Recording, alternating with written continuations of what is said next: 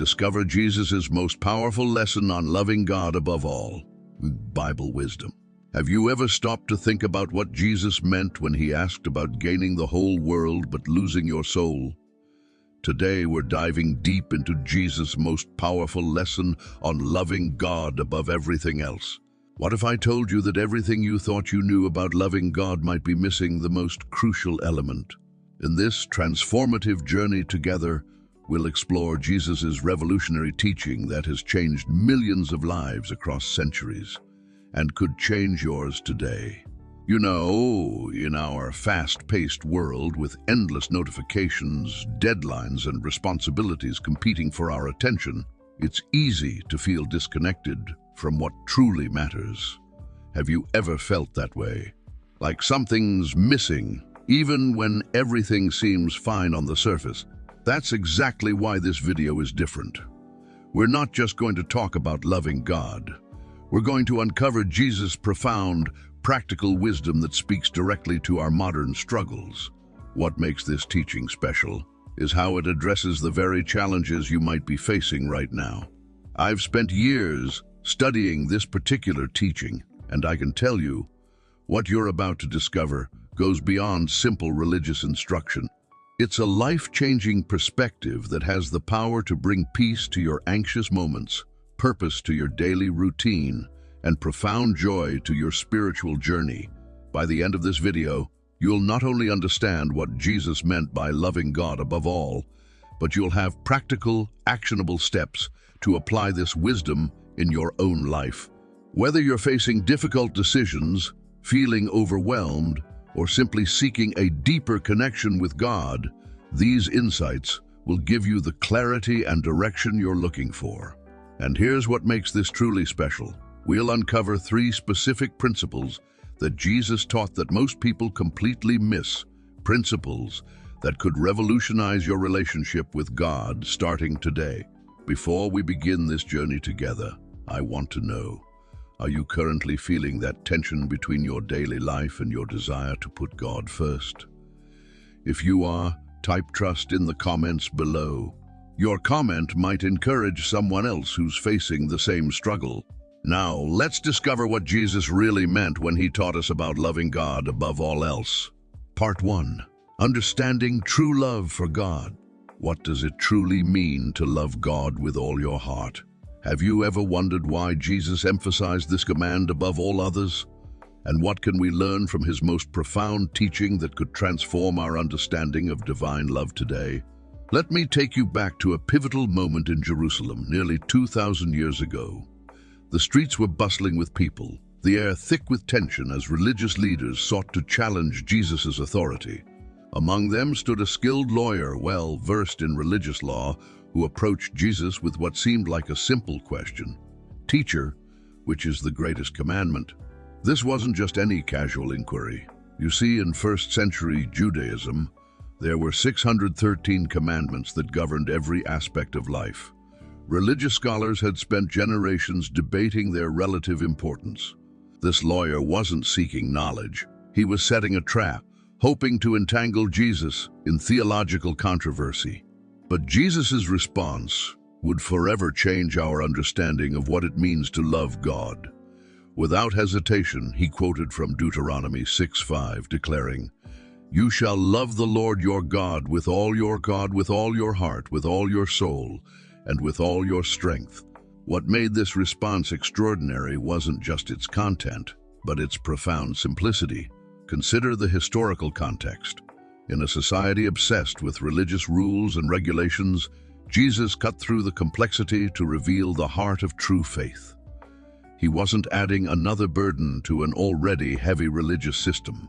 Instead, he was illuminating the foundational principle that gives meaning to all other commands. But what does this love actually look like? Jesus demonstrated it throughout his ministry. Think about the time he spent in the Garden of Gethsemane, hours before his crucifixion. There, in his moment of deepest anguish, he showed us what loving God above all truly means.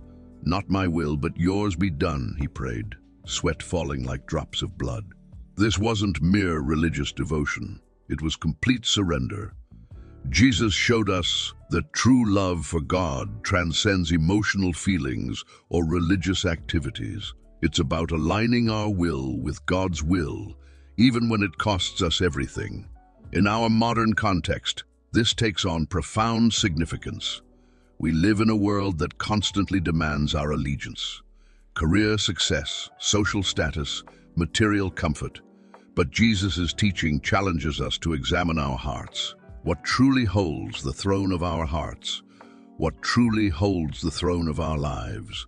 Think about the rich young ruler who approached Jesus, confident in his religious observance.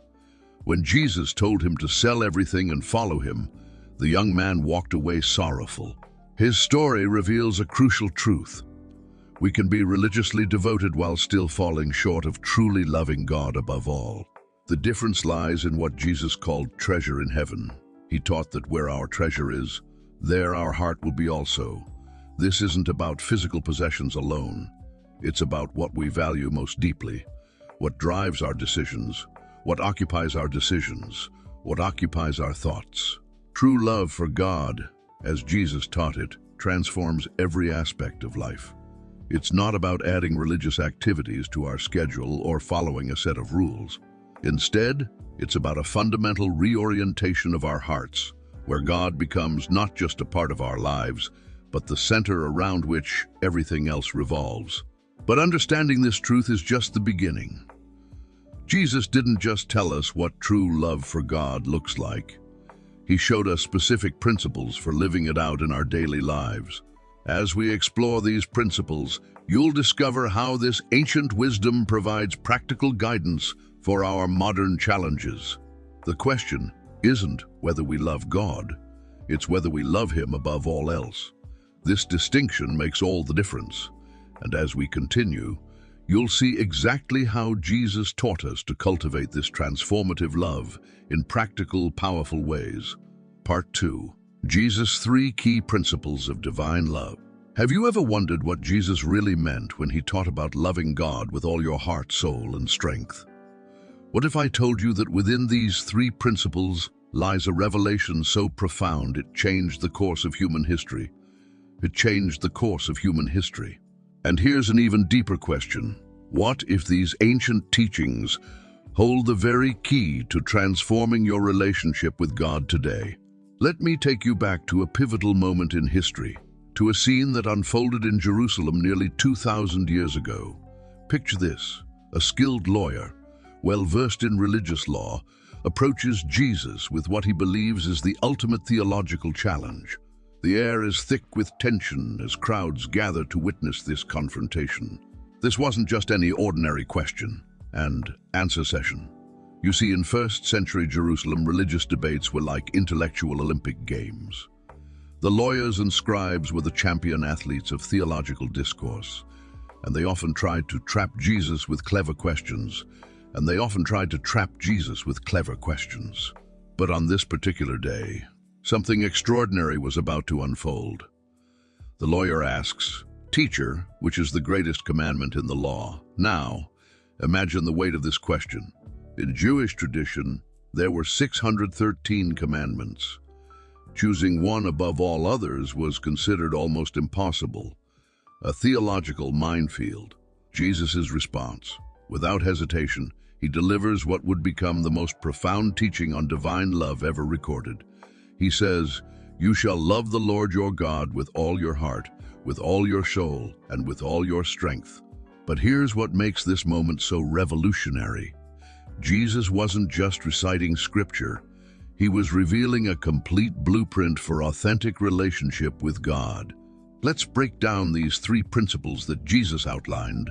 First, loving God with all your heart. In the original Greek text, the word for heart, kardia, goes far deeper than emotional feelings. It represents the core of your being, your will, your decisions. Jesus was teaching that true love for God begins with intentional choice, with making God the center of every decision. Think about it.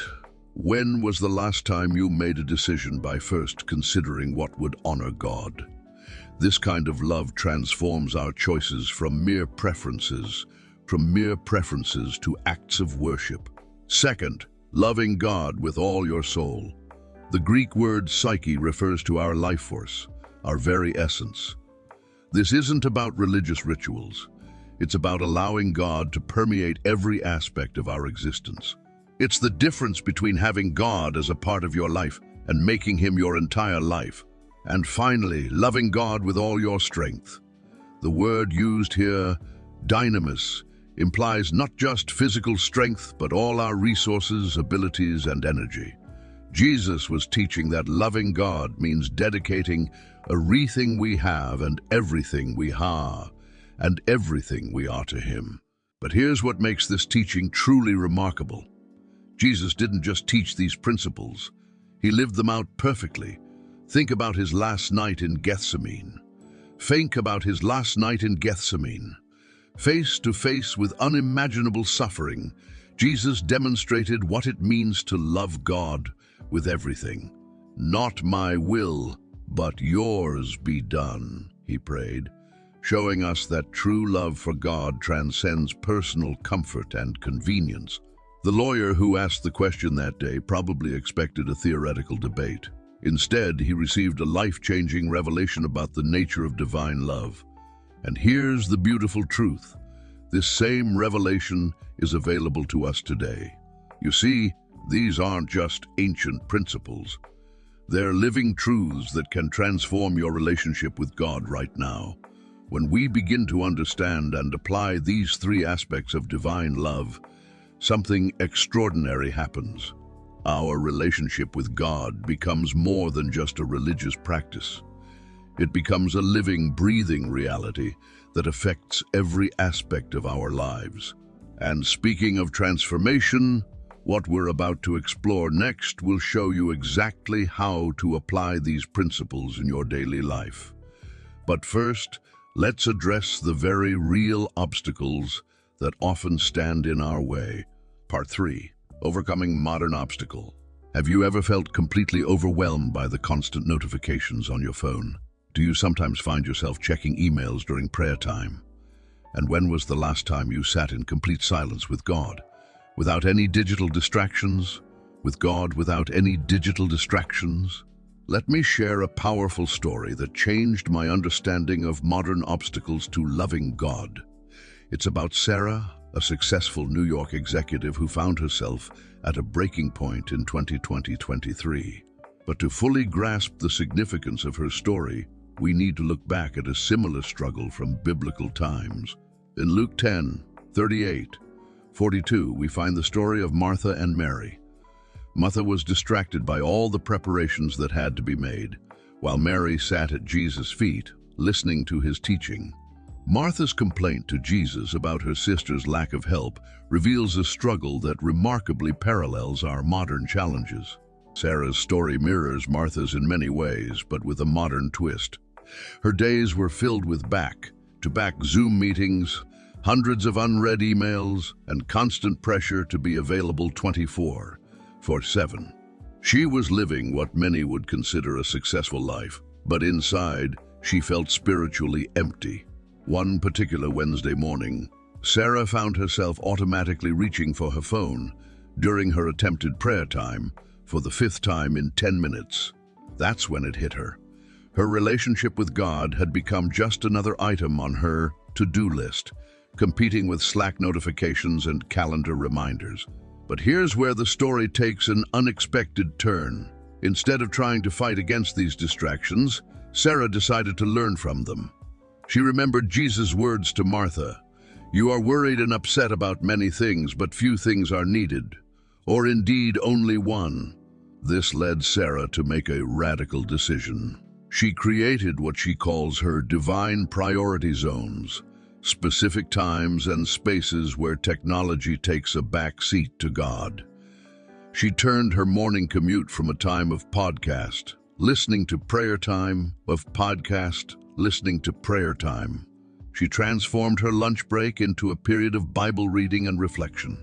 The most fascinating part, Sarah discovered something that perfectly aligned with Jesus' teaching about loving God with all your heart, soul, and strength. She realized that modern distractions weren't just stealing her time. They were fragmenting her attention and dividing her love. But here's the deeper truth that emerged from Sarah's experience. Our modern obstacles aren't really about technology at all. They're about priorities. Just as Martha's busy preparations weren't inherently wrong, our digital tools aren't the real problem. The issue lies in how they can slowly displace God from the center of our lives. Think about the last time you felt truly connected to God. What was different about that moment? What modern distractions had you set aside, perhaps without even realizing it? Sarah's transformation didn't happen overnight, and neither will ours. But her story teaches us something profound about overcoming modern obstacles to loving God. It's not about completely disconnecting from our modern world. It's about intentionally creating space for God within it. Let's break this down into practical steps for dealing with our most common modern obstacles. 1. Digital distractions. Instead of seeing your phone as the enemy, transform it into a tool for spiritual growth. Set sacred times when notifications are turned off, and use apps that actually support your spiritual journey. 2. Time pressures. Remember Jesus' words about seeking first the kingdom of God. Start by giving God your first 15 minutes each day, before emails, before social media, before the day's demands begin. 3. Relationship conflicts. In our hyper-connected world, relationships can sometimes become another source of distraction from God. Learn to set healthy boundaries that protect your time with God while still honoring your relationships. 4. Materialistic temptations. Our consumer culture constantly tells us we need more. But Jesus taught us that our hearts will be where our treasure is. Start by asking yourself, what am I treasuring more than God right now? As we move forward, remember that these obstacles aren't new to God. Even in biblical times, people faced their own versions of distraction and division. What's different today is not the nature of the struggle, but its intensity and constancy. But here's the encouraging truth. Just as Jesus provided wisdom to Martha that's still relevant today, his teachings continue to offer us the guidance we need to overcome our modern obstacles. The question isn't whether we can overcome these challenges. It's whether we're willing to make the choices necessary to put God first. And speaking of choices, in our next section, we'll explore how Jesus demonstrated the transformative power of making God our highest priority. Part 4. The transformative power of priority. Have you ever wondered what truly happens when someone places God above everything else in their life? What kind of transformation takes place when priorities shift from worldly success to divine purpose? And what if I told you that this transformation isn't just spiritual, but touches every aspect of life itself? Let me share with you one of the most powerful stories of transformation through priority. The story of Simon Peter, a man whose life was completely revolutionized when he chose to put God first. Picture this: a successful fisherman on the Sea of Galilee, respected in his community, with a thriving business and a stable life. Simon Peter had everything the world would consider valuable. The fishing industry was booming, and he was right at the center of it. His boats were his pride, his nets were his security, and his reputation was his identity. But one ordinary morning changed everything. As crowds gathered to hear Jesus teach, Peter's boat became an impromptu pulpit.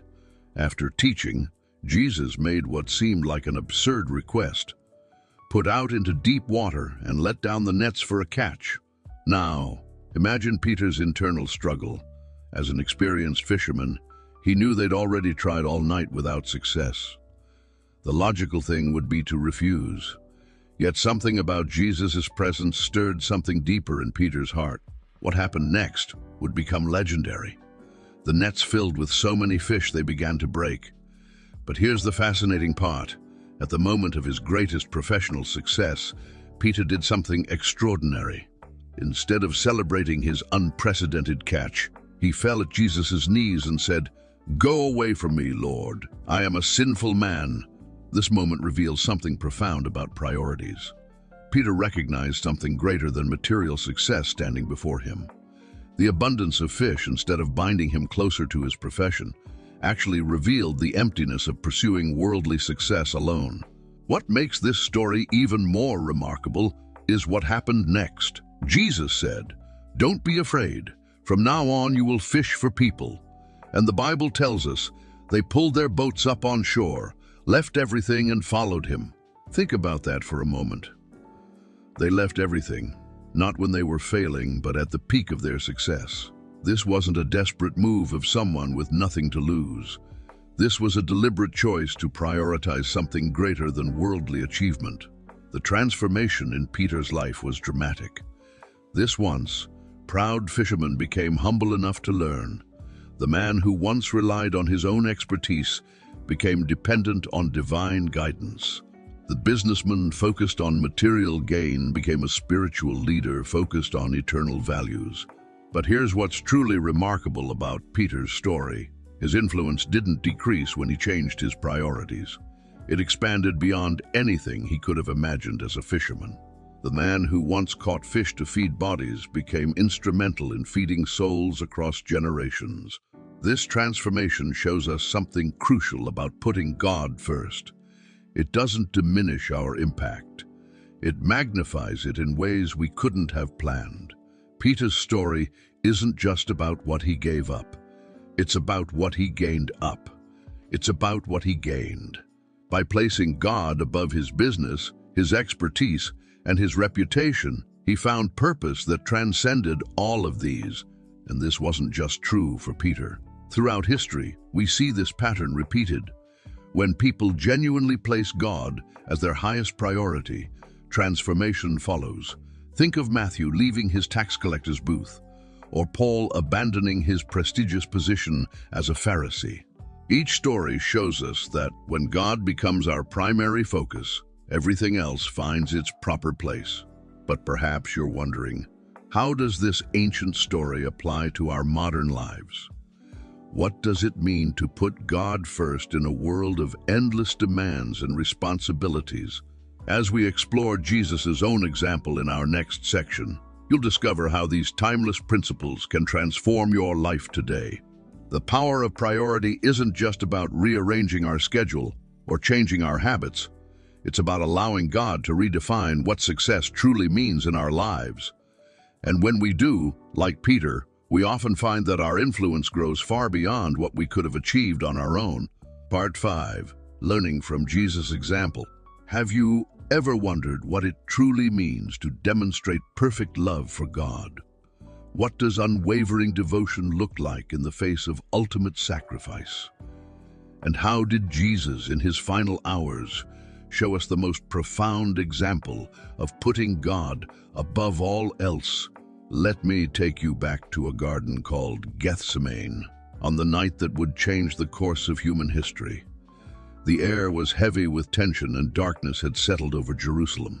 Jesus, knowing what lay ahead, had walked to this quiet place with his disciples after the Last Supper. Picture this moment. Jesus, fully divine yet fully human, kneeling in the garden. The weight of what was to come pressed upon him so heavily that Luke tells us his sweat became like drops of blood falling to the ground. This medical condition, known as hematidrosis, occurs only under extreme stress and anguish. But what makes this moment so extraordinary is not just the physical manifestation of his stress. It's the conversation that took place between Jesus and his Father. Matthew's Gospel gives us a glimpse into this intimate moment. "My Father, if it is possible, let this cup pass from me." Here was Jesus, facing not just physical death, but the spiritual agony of bearing the sins of humanity. He knew every detail of what was coming: the betrayal, the mockery, the scourging, and the cruel death on the cross. As fully human, he felt every human emotion we would feel: fear, anxiety, and the natural desire to avoid suffering. But then comes the most powerful demonstration of loving God above all else. Jesus continues his prayer. "Nevertheless, not as I will, but as you will." In this moment, Jesus shows us what perfect love looks like. It's not the absence of struggle or fear, but the willingness to surrender our will to God's purpose, even when it costs us everything. Consider the context. Jesus had the power to stop it all. In fact, he later tells Peter that he could call 12 legions of angels to his defense. That's over 70,000 angels to his defense. Yet, he chose to submit to the Father's will, demonstrating that loving God means trusting his plan, even when it leads through valley of shadows.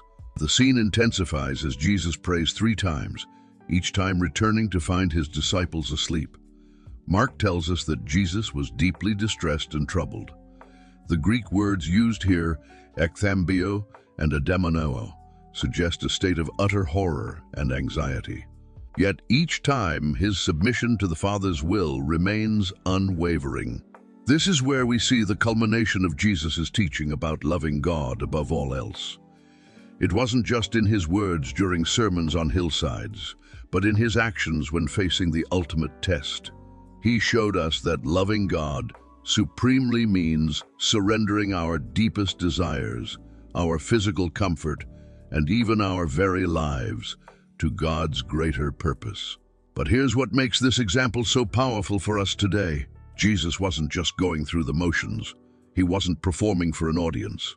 In his most private moment of anguish, when no one but the sleeping disciples were near, he demonstrated complete submission to God's will. This wasn't about religious duty. It was about relationship and trust.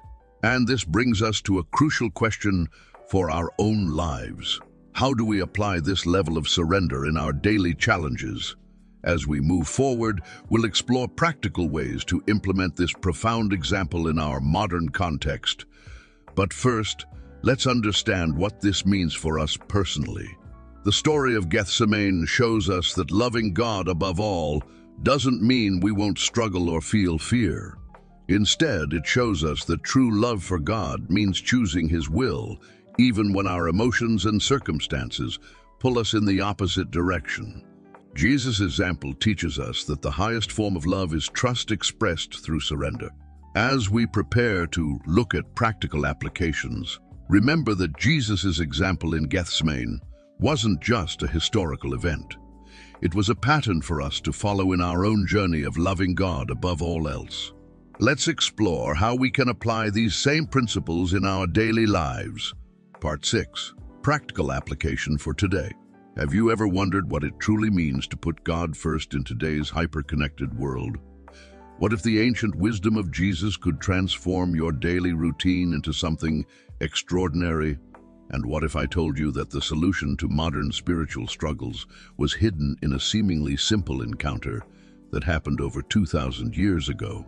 Let me take you back to a small home in Bethany, just outside Jerusalem. Here we find one of the most profound yet often misunderstood stories about priorities and devotion. The story of Mary and Martha. Picture this. Jesus has arrived at their home, bringing with him his disciples and followers. The house is buzzing with activity. Martha, being a devoted hostess, is rushing around, preparing everything needed to serve their honored guest. You can almost hear the clatter of dishes, smell the aromatic spices, and feel the urgency in the air. But her sister Mary, she's made a choice that would challenge our modern understanding of productivity and priorities. Instead of helping with the numerous tasks at hand, Mary sits at Jesus' feet, hanging on his every word. Can you imagine the tension building in that room? Martha's frustration grows until she can't contain it anymore. She approaches Jesus, her voice perhaps trembling with barely contained exasperation. Lord, don't you care that my sister has left me to do the work by yourself? Tell her to help me to do the work by yourself. Tell her to help me. Now, Jesus' response is revolutionary. With gentle authority, he says, Martha, Martha, you are worried and upset about many things, but few things are needed, or indeed only one. Mary has chosen what is better, and it will not be taken away from her. This moment crystallizes one of Jesus' most powerful teachings about practical devotion. But why is this story so relevant to us today? Think about it. Aren't we all Martha sometimes? Running around, checking our phones, responding to emails, managing our to-do lists, all while the most important relationship in our lives sits waiting for our attention. It is how we can apply this ancient wisdom to our modern lives. First, start your day with sacred silence. Before reaching for your phone, spend just 15 minutes in God's presence. It might feel uncomfortable at first. Our minds are used to constant stimulation, but this practice mirrors Mary's choice to sit at Jesus' feet. Second, create spiritual triggers throughout your day. When you hear a notification, let it remind you to whisper a quick prayer. Transform modern distractions into moments of divine connection. Third, and this is crucial, schedule your priorities rather than prioritizing your schedule. Mary understood this instinctively. She recognized the rare opportunity to learn from Jesus and seized it, regardless of cultural expectations or practical demands. But here's where it gets practical. Let's talk about the sacred pause technique. Throughout your day, when facing decisions or feeling overwhelmed, pause for just 30 seconds. Ask yourself, what would putting God first look like in this moment? Consider Sarah, a CEO I know in Manhattan. She started practicing the sacred pause during her hectic workday. It seemed impossible at first, she told me, but those 30-second pauses became my lifeline to God's presence in the corporate chaos. Remember, Jesus didn't tell Martha that her service was wrong. He simply highlighted that Mary's choice to prioritize presence over productivity was better. This teaches us a profound truth. Efficiency isn't always effectiveness in God's kingdom. Let me share something powerful. The original Greek text uses the word agathen when describing Mary's choice, meaning not just good, but explicitly beneficial. This suggests that choosing God's presence isn't just spiritually correct. It's practically advantageous for our lives. As we implement these practices, we might notice something extraordinary. Like Mary, we begin to develop a spiritual intuition that helps us navigate modern challenges with divine wisdom. Our decisions become clearer, our peace deeper, our impact more meaningful. But knowing these practices is just the beginning. As we move forward, we'll explore how Jesus demonstrated this principle in his own life, even in his most challenging moments. His example will show us that putting God first isn't just a nice idea. It's the foundation for everything else in our lives. This lesson from Jesus isn't just ancient history. It's a living invitation to transform our daily lives through practical devotion. It's about finding the sacred in the ordinary, the divine in the daily routine. What aspects of your daily life need this kind of sacred transformation? Share in the comments below by typing transform if you're ready to put these principles into practice starting today.